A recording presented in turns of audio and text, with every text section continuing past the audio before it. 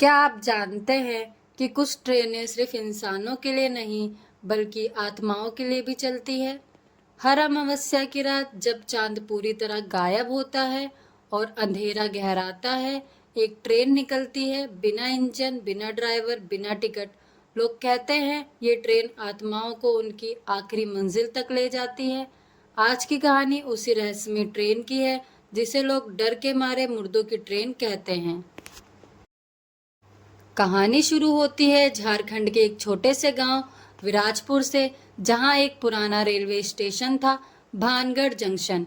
इस स्टेशन पर कोई ट्रेन पिछले 20 सालों से नहीं आई थी, लेकिन गांव वाले कहते हैं कि हर अमावस्या की रात वहां एक रहस्यमय ट्रेन आती है।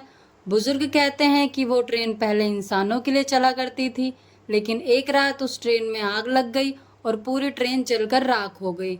सभी यात्री मारे गए, जिनकी लाशें आज तक नहीं मिली। गांव के ही 4 लड़के अजय, सूरज, रवि और नीरज इन किस्सों का मजाक समझते थे।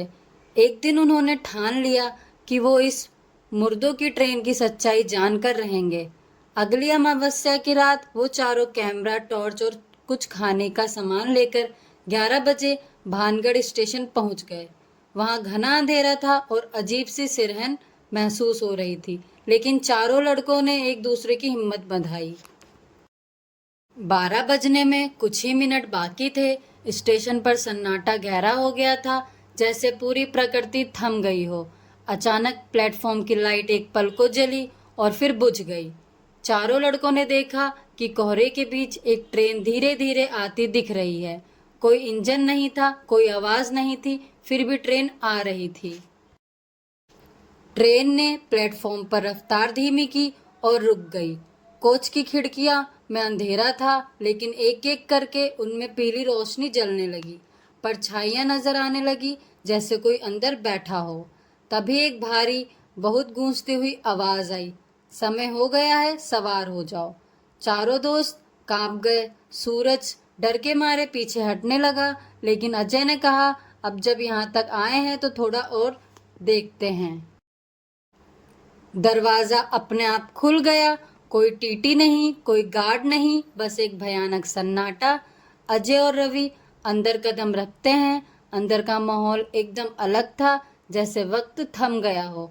दीवारों पर पुराने अखबार चिपके थे, जिनमें 1985 की तारीखें थी।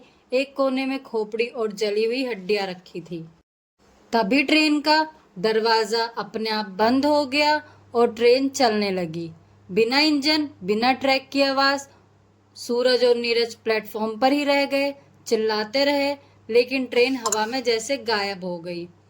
अंदर अजय और रवि दोनों की हालत बिगड़ने लगी थी, पर कोच में अलग आत्मा का साया महसूस हो रहा था। कहीं कोई औरत रो रही थी, कहीं किसी बच्चे की हंसी गूंज रही थी। एक कोच में उन्हें एक पुराना शीशा दिखा। रवि ने उसमें झांका और चीख पड़ा। उसने खुद को नहीं, एक जली हुई लाश को देखा। अजय ने कैमरा ऑन किया, लेकिन स्क्रीन पूरी काली हो गई। बस एक लाइन दिख रही थी, अब तुम भी हमारे यात्री हो।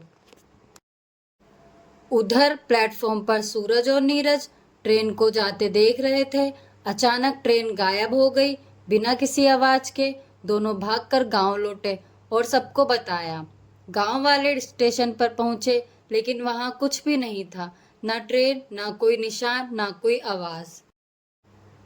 अगले दिन गांव में एक अखबार का पुराना टुकड़ा मिला, जिसमें लिखा था, 2 युवक अमावस्या की रात ट्रेन में सवार होकर लापता हुए।